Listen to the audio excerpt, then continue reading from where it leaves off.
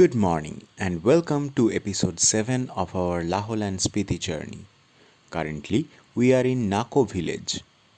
Nako is a small village in Kinnauр district of Himachal Pradesh at an elevation of 11,893 feet near Indo-China border.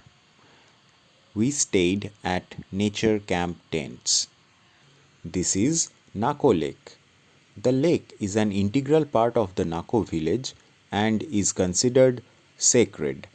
The lake is created on the slopes of the Reopargil mountain of the Srikhand range. The lake has boating facilities during the summer months and ice skating is practiced on the lake's surface, which gets frozen during the winter months. The periphery of the lake has plantations of willow and poplar trees. Nako Monastery and the Nako Lake are important landmarks in the village. We didn't get time to visit Nako Monastery as we have tight schedule today. We will cover Gue Village, Tabo and Dhankar and spend the night at Kaza, covering 145 km.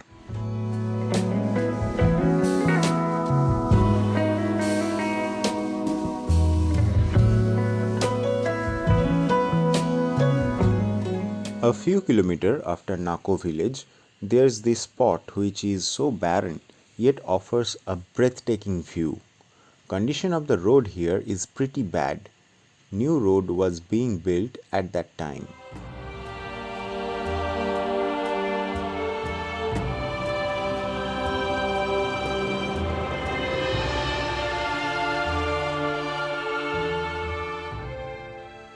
Covering 34 km from Nako, we reached Sumdo.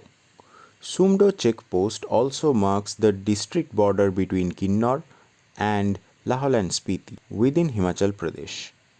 Here, Spiti river is joined by a stream named Pare Chu, which originates in China. Sumdo is connected to the rest of India through two national highways.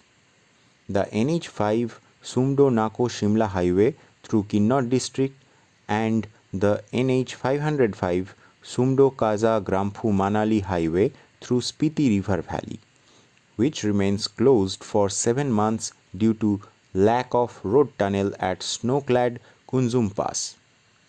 There is a checkpost of ITBP here.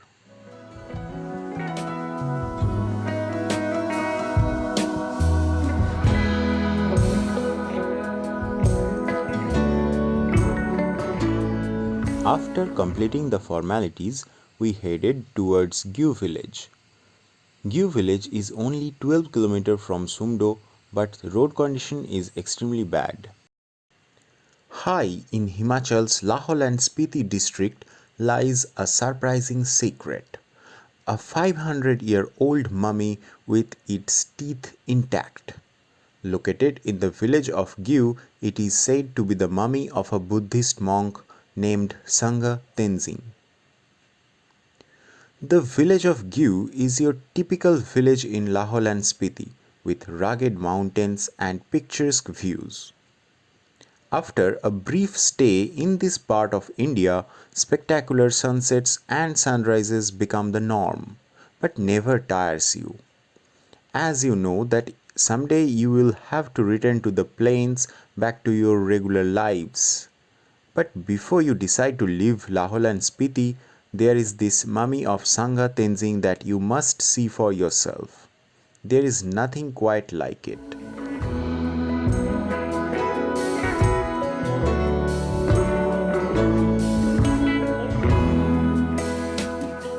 The mummification of this monk is starkly different from those of Egypt.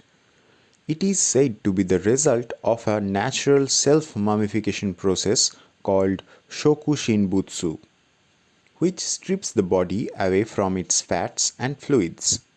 It is attributed to the Buddhist monks in Japan's Yamagata. You would be fascinated to know that the process could take up to 10 years. The monks go into slow starvation with a diet of poisonous nuts, roots, herbs, and tree sap. Seated in a meditating posture, the monks die without any moisture in the body, but having all essentials preserved. The mummy of Sangha Tenzing is seated in a temple today, with his mouth open, his teeth visible, and hollow eyes. Stripped of fat and moisture, it symbolizes the living Buddha.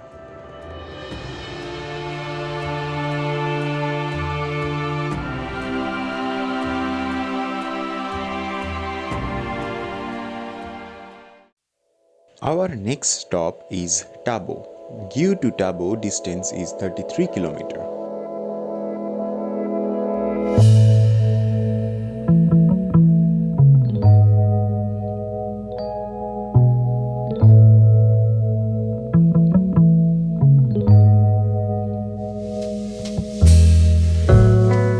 Tabo is a small town in Lahaul Spiti district on the banks of the Spiti River at an altitude of 10,760 feet. The town lies on the road between Rekongpyo and Kaza. The town surrounds a Buddhist monastery which according to legend is over 1,000 years old. This is the entrance to the Tabo monastery. The monastery was founded in 996 CE in the Tibetan year of the fire ape by the Tibetan Buddhist Lotsawa Rinchen Janpo on behalf of the king of Western Himalayan kingdom of Gog, Yishe O.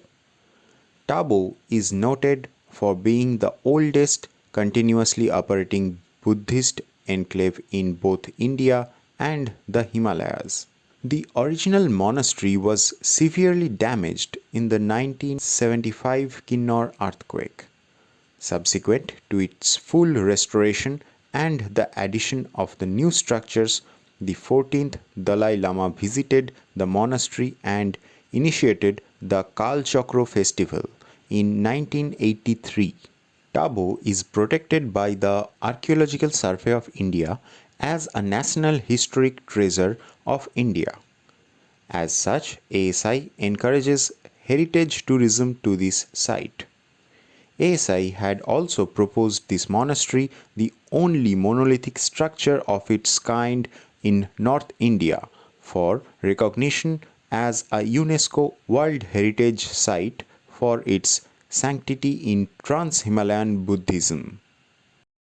Tabo Monastery now has 9 temples, 4 decorated stupas and cave shrines. The Golden Temple is said to have been once covered with gold. It was renovated by the Sege Namgyal, a king of Ladakh in the 16th century. The Bodhisattva Maitreya Temple is an ancient temple built in the first 100 years of the main monastery as testified by the wooden door frame. Remnants of a painting is attributed to the 14th century. According to the sketch in Mandala Temple, it is indicated that the Maitreya Temple was initially double-storied. The Temple of Dromton is thought to have been founded by Dromton, one of the main disciples of Atish Dipankar. The large Dromton temple has murals of 8 medicine Buddhas, which are dated to the 17th century. At the base of the temple, the life of Shakyamuni Buddha is painted in narrative form. 5 temples are included in the newer temple group, such as the Chamber of Picture Treasures and the White Temple. After the assembly hall, the large temple of Brompton is the largest temple in the complex and contains many wall paintings. The monastery has been built like a fort with very strong walls. The walls of these structures are 3 feet in thickness, and it is the reason for its survival over the centuries of depredations and natural calamities. We filled our bellies with thupka in Tiger Den restaurant. Food quality is good enough. We journeyed 31 km from Tabo to reach Dhankar.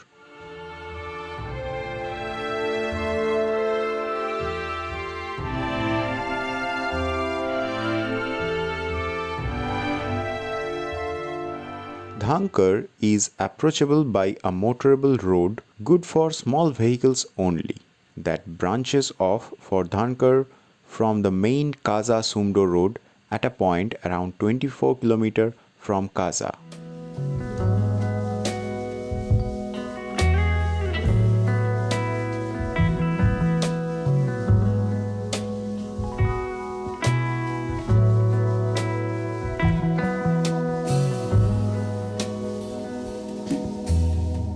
The branch road is 8 km in length up to Dhankar.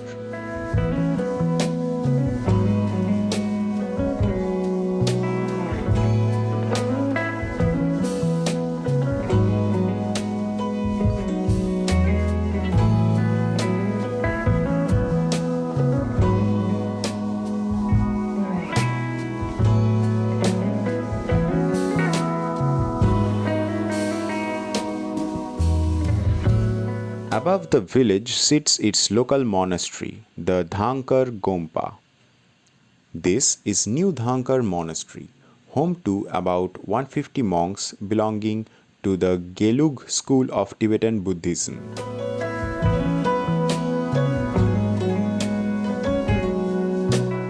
Dhankar is a medium-sized village which used to be the capital of Spiti Valley.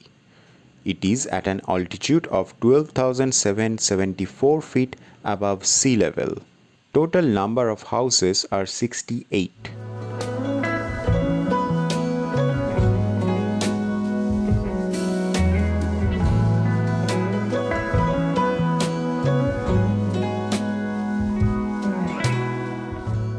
Dhankar was the traditional capital of the Spiti Valley Kingdom during the 17th century and has some features dating back to the 12th century.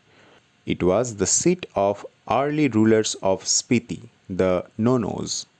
Dhankar Gompa is built on a 1,000-foot high spur overlooking the confluence of Spiti and Pin rivers, one of the world's most spectacular settings for a Gompa. Dhang or Dang means cliff, and Kar or Khar means fort, hence Dhankar means fort on a cliff. Photography is prohibited inside the monastery.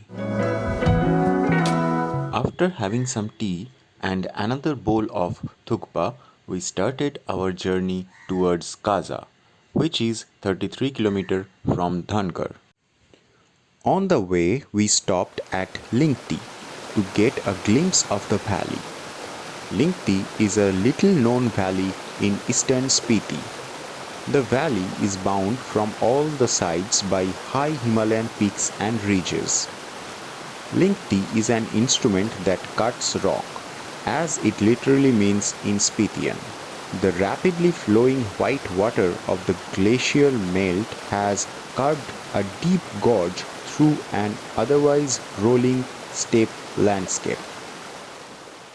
Finally, we reached Kaza at 7:30 p.m. We stayed at Hotel Mandala. Power cut is a frequent problem in Kaza. Fortunately, this hotel had a generator. That's the end of today's journey.